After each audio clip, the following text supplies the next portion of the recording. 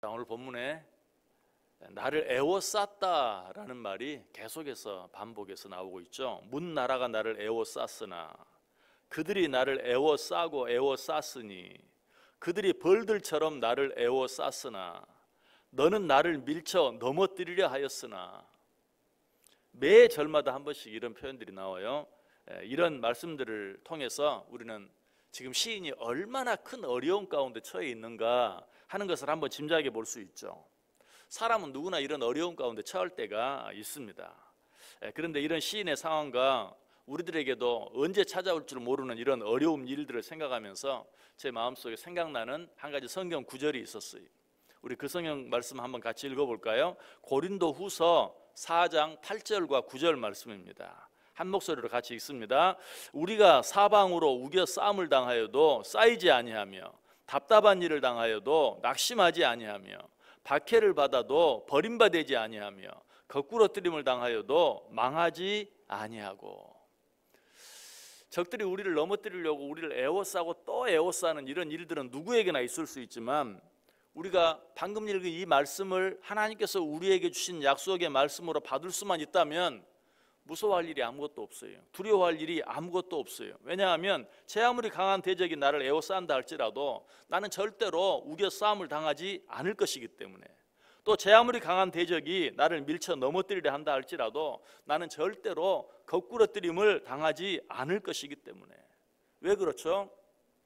우리가 여러 시간에 걸쳐 생각해 본 것처럼 하나님이 내 편이시기 때문에, 그러므로 내 편이신 그 하나님께 피하기만 하면 하나님께서 당신의 그 강한 손으로 우리를 붙들어 주실 것이 분명하시기 때문에 그래요.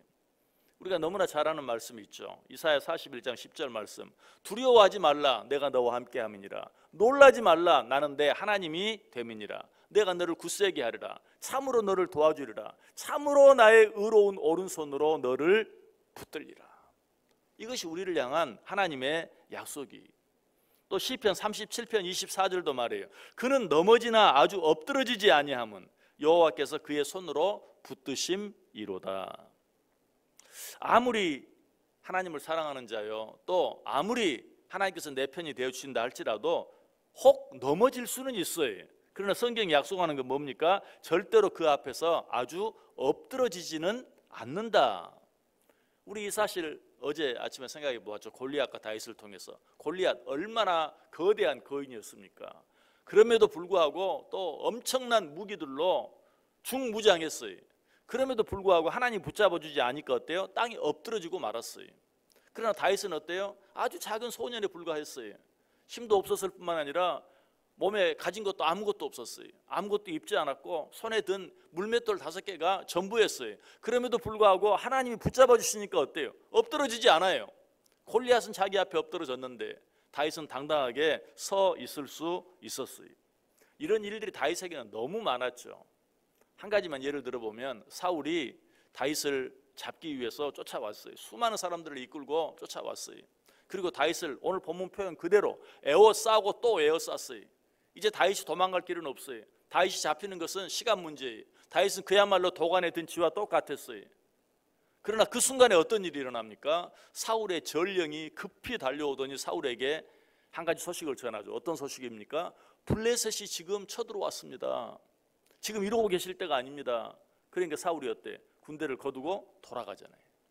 이제 몇 걸음만 가면 다윗을 잡을 수 있는데 하나님이 함께 해주니까 그 가운데서도 하나님이 다윗을 건져내 주시는 것을 보게 돼요. 우리는 이 모습을 보면서 우리가 믿는 하나님이 어떤 하나님인지를 분명히 알게 돼요. 우리가 여러 가지 많은 어려운 일들을 만나지만 하나님께서 약속하신 그대로 진정으로 우리의 도움이 되어주시고 진정으로 나를 그 어려운 가운데서 건져내 주시고 진정으로 당신의 그 의로운 오른손으로 나를 붙들어 주시는 그런 하나님이신 것을 분명히 알게 돼요. 그래서 다윗은 이런 체험을 하고 그들이 적들에게 애워싸움을 당할 때마다 뭐라고 하나님께 기도한 줄 아세요? 우리 그 기도의 내용도 한번 같이 읽어봅니다. 시편 69편 14절 말씀 같이 읽습니다. 나를 수렁에서 건지사 빠지지 말게 하시고 나를 미워하는 자에게서와 깊은 물에서 건지소서. 여러분 이 기도를 그저 아무 생각 없이 읽으면 아 이렇게 기도했구나. 그런데 이 기도를 가만 들어보세요. 이 기도의 내용 속에는 나를 어려움이 없게 해 주옵소서라고 기도하지 않아요. 나를 수렁에 빠지지 않게 해 주옵소서라고 기도하지 않아요. 나로 하여금 넘어지지 않게 해 주옵소서라고 기도하지도 않아요.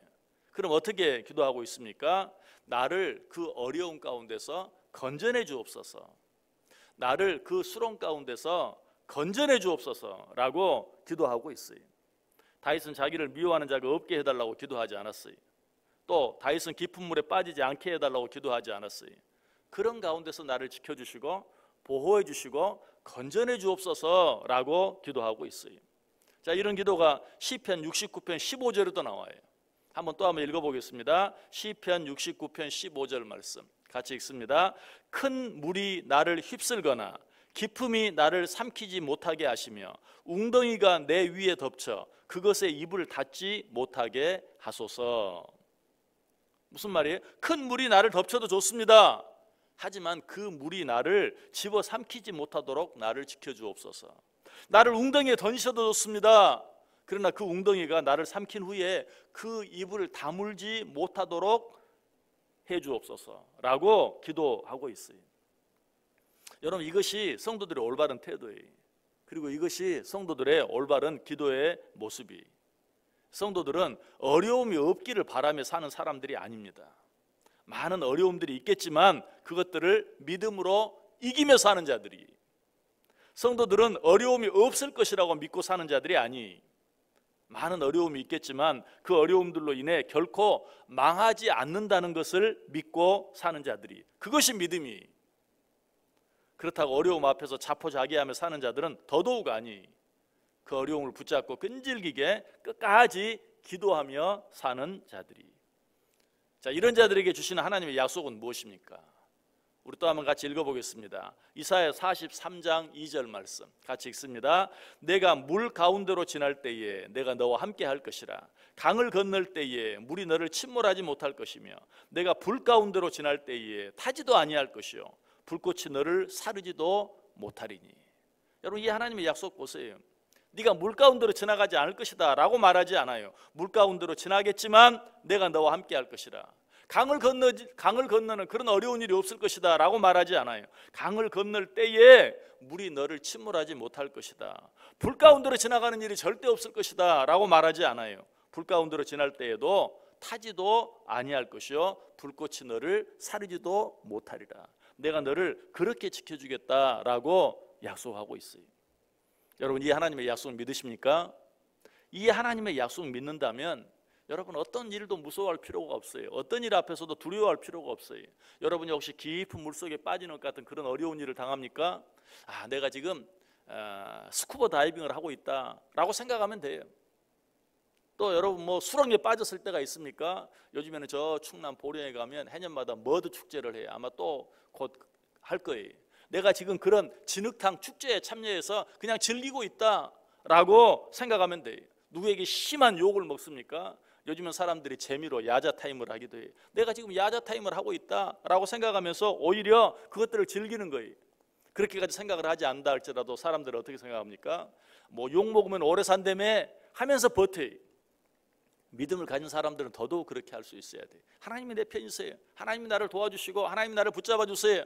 어떤 어려움을 당하든지 그런 일들 앞에서 오히려 감사할 수 있어야 돼요. 성경이 뭐라고 말해요? 감사함으로 받으면 버릴 것이 없다. 우리에게는 이유 없는 것들이 하나님께는 모두 이유가 있어요.